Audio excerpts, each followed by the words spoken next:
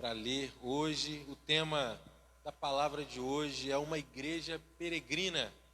Uma igreja peregrina. E eu leio com você Atos capítulo 8, do versículo 1 ao versículo 4.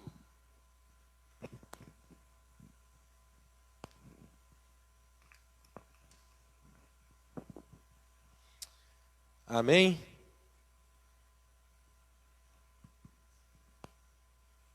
Amém? Então vamos lá. Diz assim a palavra do Senhor.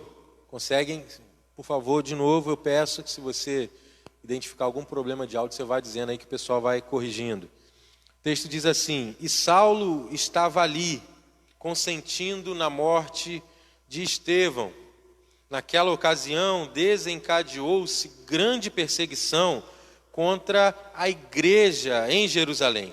Todos, exceto os apóstolos, foram dispersos pelas regiões da Judéia e de Samaria. Alguns homens piedosos sepultaram Estevão e fizeram por causa dele grande lamentação. Saulo, por sua vez, devastava a igreja, indo de casa em casa, arrastava homens e mulheres e os lançava na prisão. Os que haviam sido dispersos pregavam a palavra por onde quer que fossem.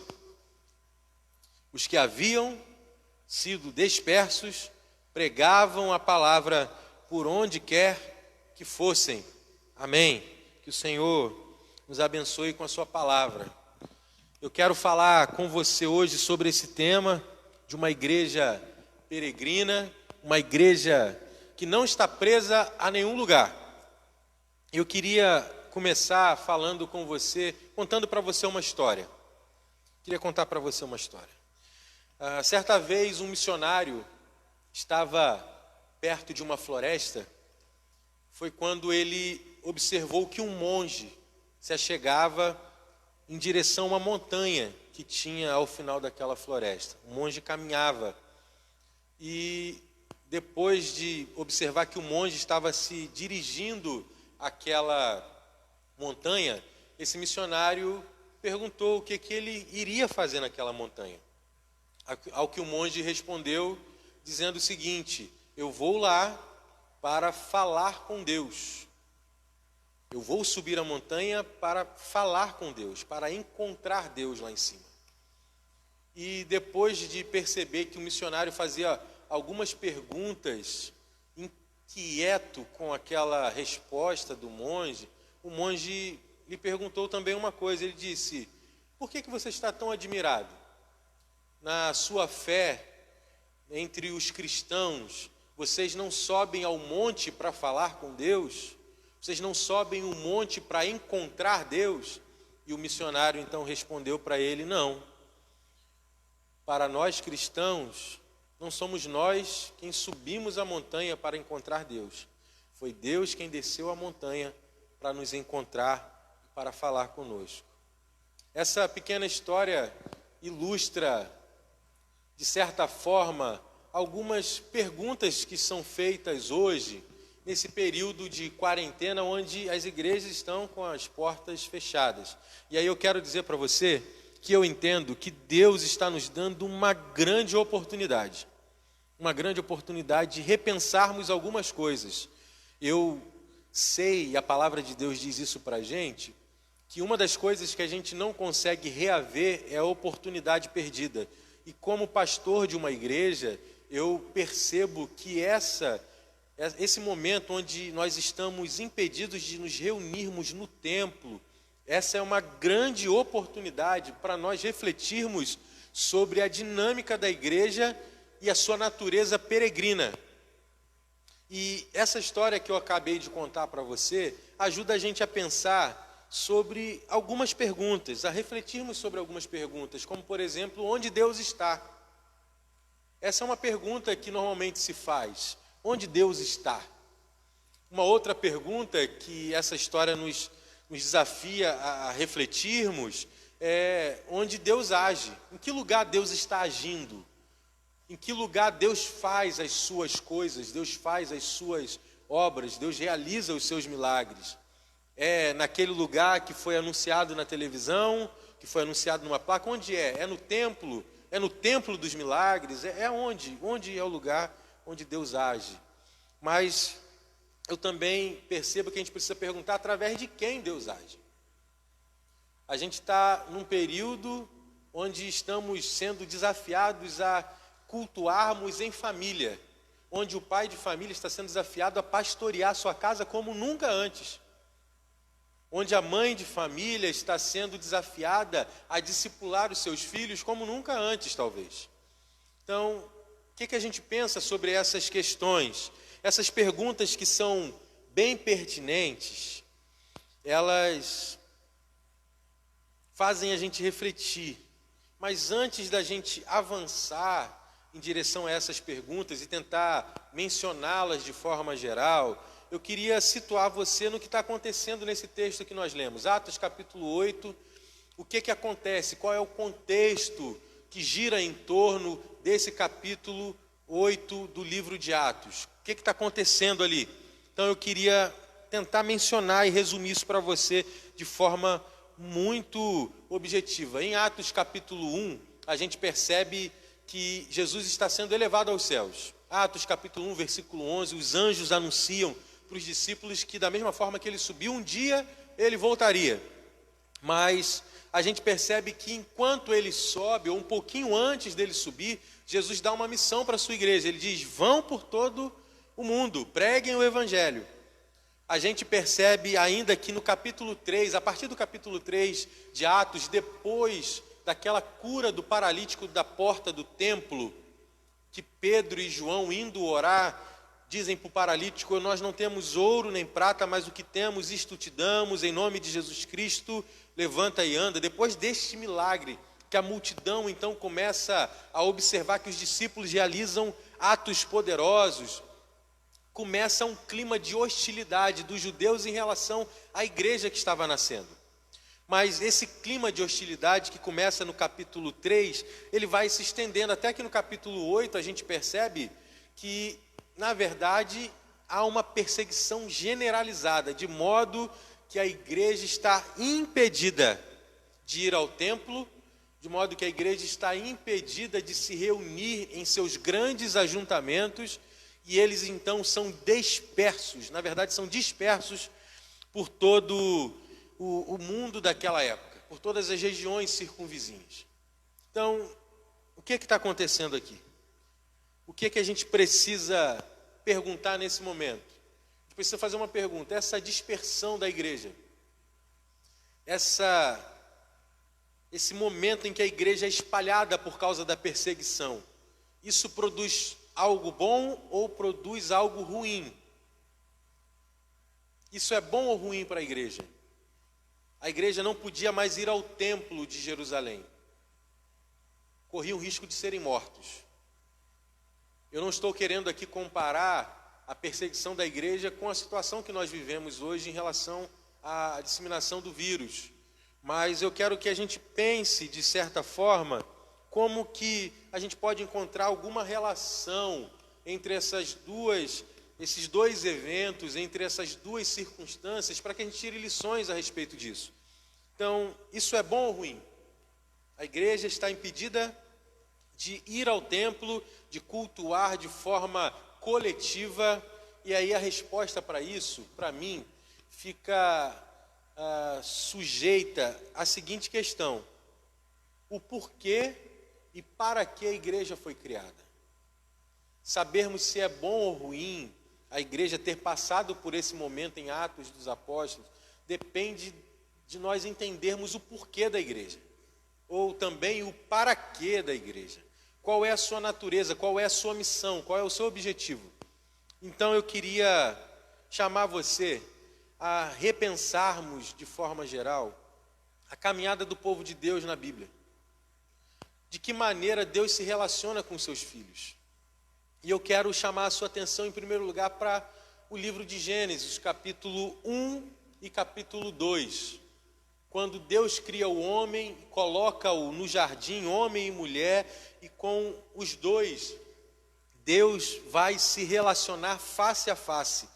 Deus tem uma comunhão tão próxima e tão viva com Adão e Eva, que eles se encontram ao entardecer para que o homem pudesse dar relatórios a Deus, conversa, um bate-papo, um discipulado, um pastoreio, algo desse tipo.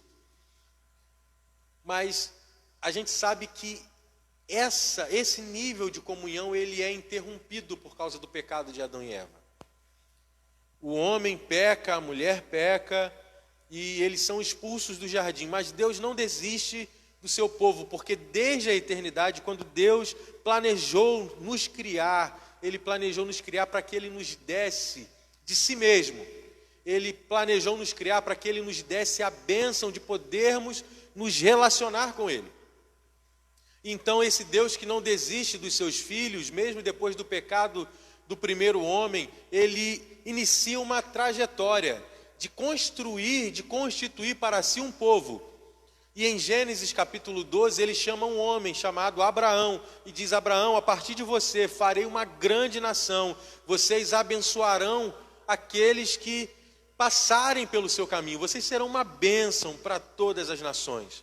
Deus agora se relaciona com um povo, e Ele então diz para esse povo que eles teriam esse relacionamento. Deus fala com Abraão, mas chega um momento em que esse povo recebe um presente de Deus, algo que o diferenciaria de qualquer outro povo daquela região ou de qualquer outra época.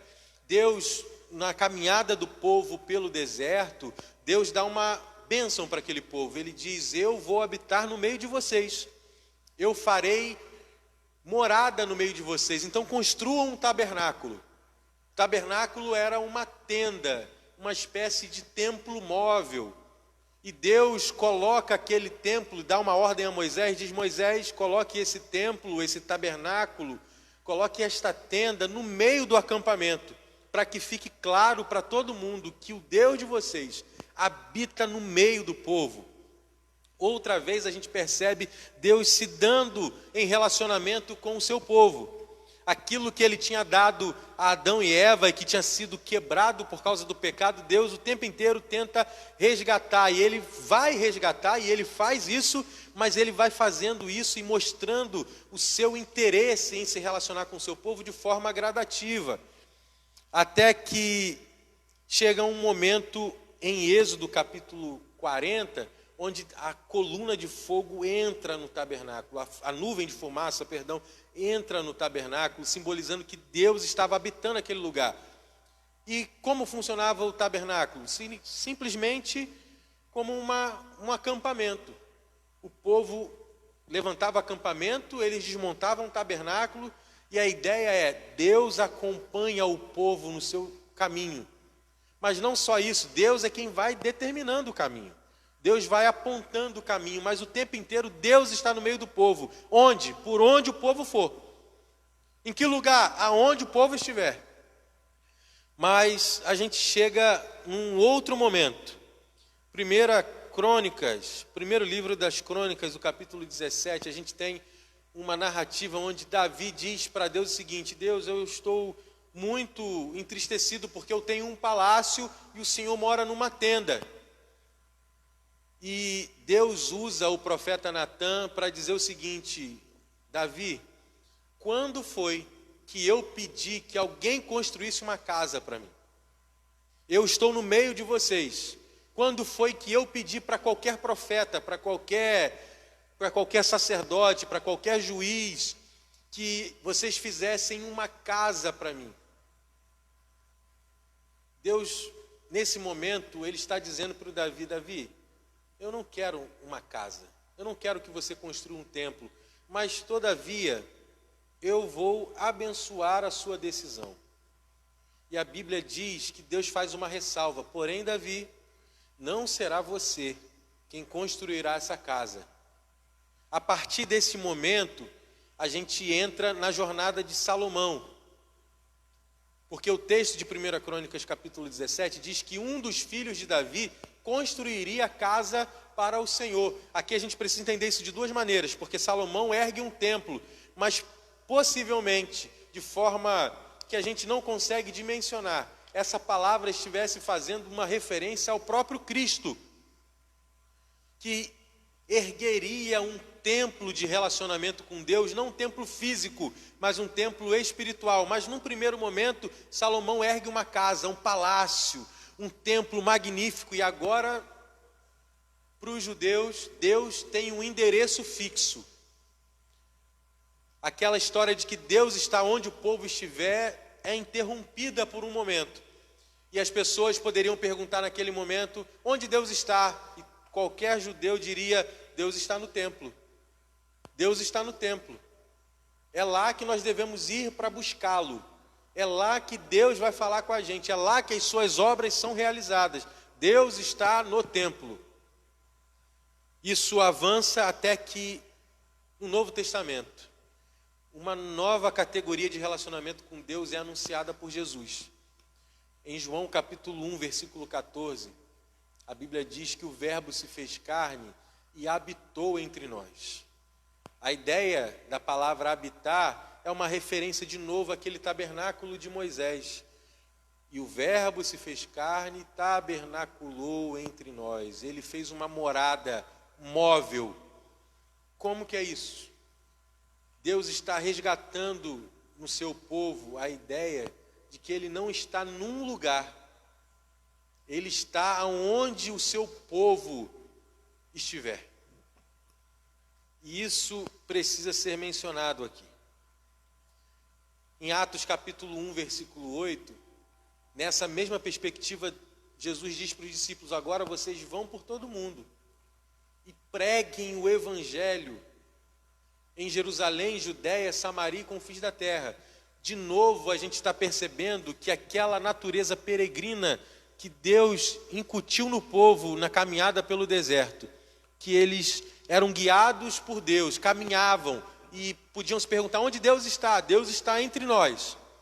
E se nós estivermos daqui a 100 quilômetros amanhã, Deus estará entre nós, porque há uma natureza peregrina na igreja. A igreja é essa comunidade que não se detém num canto e que, porque não se detém, tem a plena convicção de que só faz isso porque Cristo está no meio dela, está no coração de cada um de seus membros.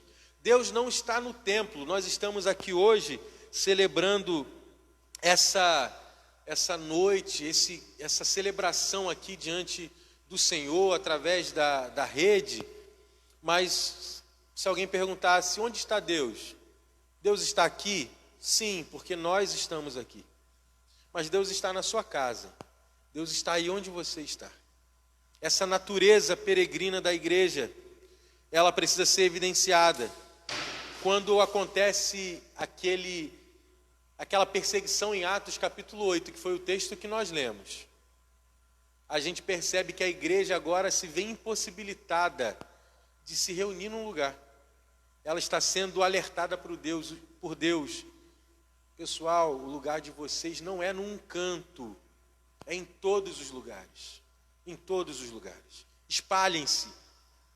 Vivam o evangelho em todo lugar, porque eu estou em todo lugar com vocês. E aqui eu gostaria de tirar algumas lições dessa reflexão sobre a natureza peregrina da igreja. Eu queria chamar você a pensar comigo algumas coisas. Quais lições nós podemos tirar disso? Primeira lição que eu entendo que nós podemos tirar, não só desse texto, mas dessa circunstância que nós estamos vivendo, nesse período onde nós não podemos nos reunir no templo. A primeira lição é a seguinte: a igreja não é uma comunidade com endereço fixo, mas uma comunidade peregrina, que por onde vai leva consigo a presença de Deus. A igreja não tem endereço fixo. Nós temos o endereço do templo onde nós nos reunimos. Nós temos o endereço do auditório onde nós nos reunimos. Aqui na Rua 6, quadra 66, o lote 21, Seropédica, o bairro Fazenda Caxias. Esse é o endereço do local onde nós nos reunimos. Mas onde está a igreja congregacional Ágape? Está na Rua 6, está no quilômetro 54, está na Rua Volta Redonda, está no Mutirão, está na Rua 7.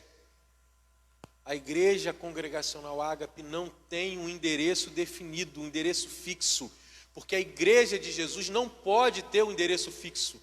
Ela é a comunidade que está peregrinando pelo mundo. E que porque está peregrinando pelo mundo, por onde vai, leva consigo o evangelho de Cristo, mas leva consigo o próprio Cristo. Isso está bem marcado no versículo 4 do capítulo 8 que nós lemos, que aqueles que foram dispersos iam, e por onde iam, pregavam Jesus. Essa é a natureza peregrina da igreja. E eu quero dizer para você, meu irmão, que como pastor, eu sou extremamente grato por nós termos um local como esse para nos reunirmos. Nós temos salas de aula, nós temos salas com ar-condicionado, nós temos um equipamento de som que melhora as nossas celebrações, nós temos água, luz, nós temos tudo aqui.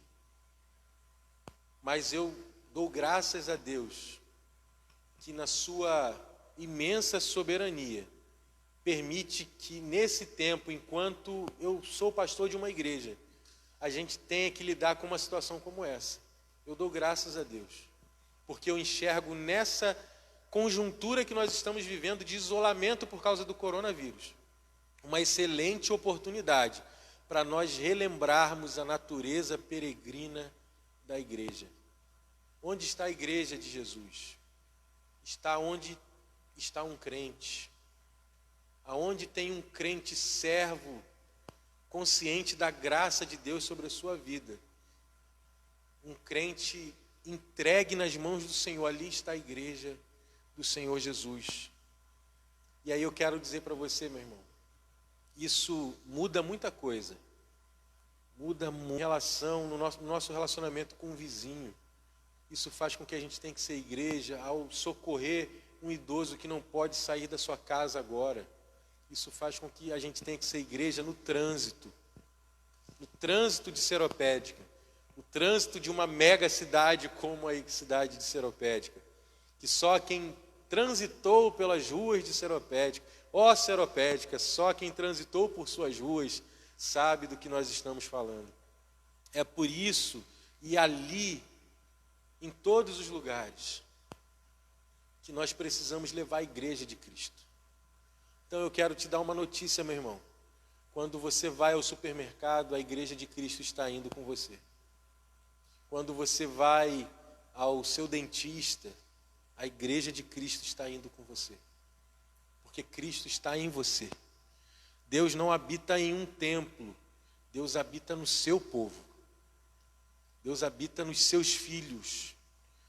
O profeta Isaías, no capítulo 55, diz que Deus, soberano e magnífico, que habita os céus dos céus, habita também com um contrito e humilde de coração. Então, a igreja não pode ter endereço fixo. A igreja tem que ser essa comunidade que caminha, que anda. E por onde anda, leva consigo o seu Senhor. Então, esse tempo que nós estamos vivendo é uma excelente oportunidade para nós relembrarmos isso. Onde está a igreja de Jesus? Está onde você estiver. Está onde eu estiver. A igreja de Jesus não está aqui. Deus não está aqui no templo, a menos que nós estejamos aqui. Deus está onde você estiver, porque você é o templo de Deus. Você é a casa de Deus. É por isso que não precisamos lamentar tão profundamente o fato de estarmos nos reunindo online nesse período. É claro que sentimos muita saudade uns dos outros. É claro que estarmos juntos para esse pastoreio mútuo, para essa comunhão alegre, para essas risadas que brotam do coração de quem compartilha do mesmo Cristo. É claro que isso dá saudade no coração. Mas e se nunca mais pudéssemos nos reunir? Eu sei que isso não vai acontecer. E se nunca mais pudéssemos? A igreja de Jesus continua, porque ela não está num lugar, ela está caminhando por esse mundo. Ela está caminhando pelas ruas de Seropédica. E a nossa igreja precisa despertar uma vez mais, essa natureza peregrina que o Senhor Jesus coloca sobre nós. Mas a segunda lição que eu tiro desse texto é a seguinte: se a nossa vida não é um culto, o nosso culto não tem vida. Se a nossa vida não é um culto, o nosso culto não tem vida. O que é o culto? É uma outra questão que nós precisamos refletir em relação à natureza peregrina da igreja e em relação a essa circunstância que estamos vivendo. Culto, e aí eu preciso dizer isso, culto não é só aquilo que nós fazemos no domingo à noite.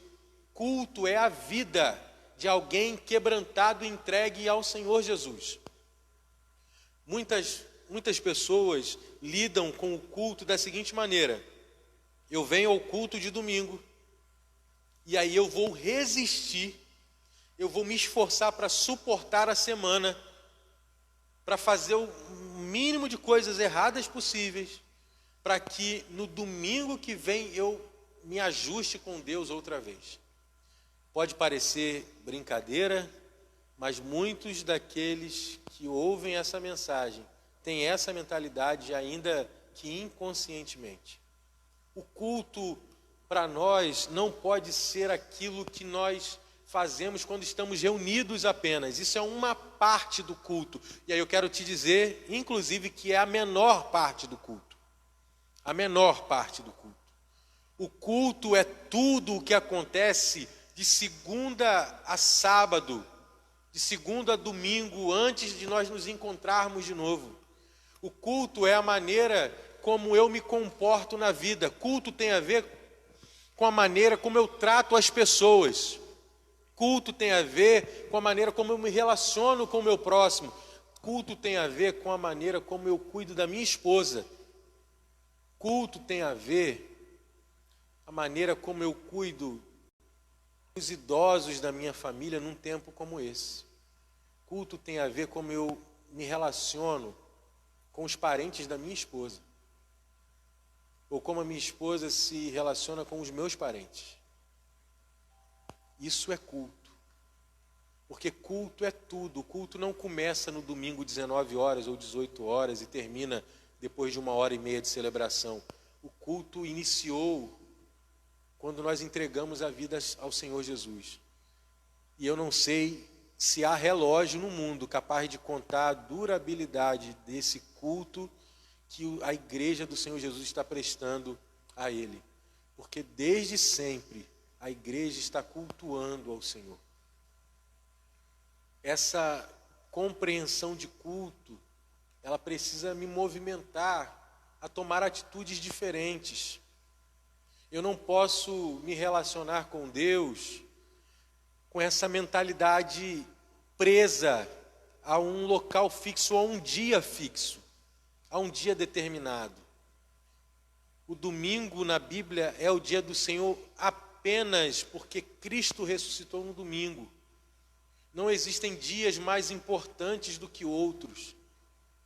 E essa chamada para uma igreja peregrina é uma chamada para compreender isso, para compreender a mensagem de que o culto está acontecendo o tempo inteiro. Então eu quero te dar uma notícia que talvez você não fique muito animado com ela. Sabe, essa semana quando você deu um grito com a sua esposa, você estava no meio de um culto, meu irmão. Sabe, essa semana quando você mentiu para o seu esposo, para o seu marido, você estava no meio de um culto. O culto não acaba. O culto acontece de forma ininterrupta, porque nós não precisamos estar em um lugar para cultuarmos. O culto acontece no meu coração, a minha vida quebrantada diante de Deus, a maneira como eu me relaciono com as pessoas, a maneira como eu me comporto diante de uma situação de tensão, a maneira como eu me comporto no WhatsApp, nos grupos de WhatsApp, a maneira como eu me comporto nas redes sociais. Sabe aquele perfil que ninguém sabe que você tem? Enquanto você usa ele, você está num culto. Que tipo de culto você está oferecendo a Deus? Que tipo de culto você oferece a Deus quando você acessa o perfil de uma rede social que você tem em secreto, porque o conteúdo dele não pode ser tornado público? Tudo isso é culto. Tudo isso é culto. A terceira lição que eu aprendo com esse texto, refletindo sobre a natureza peregrina da igreja, é de que a igreja peregrina acontece permanentemente e não eventualmente.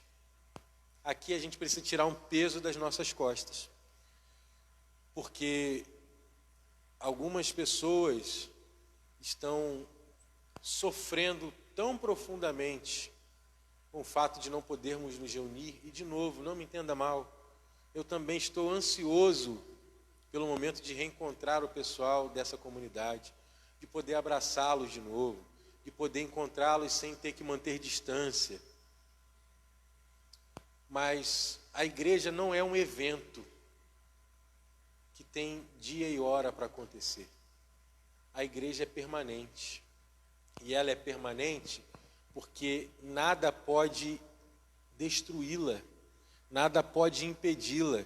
A igreja de Cristo, a comunidade invisível dos crentes que se curvam diante de Jesus, ela está acontecendo e ela nunca vai deixar de acontecer.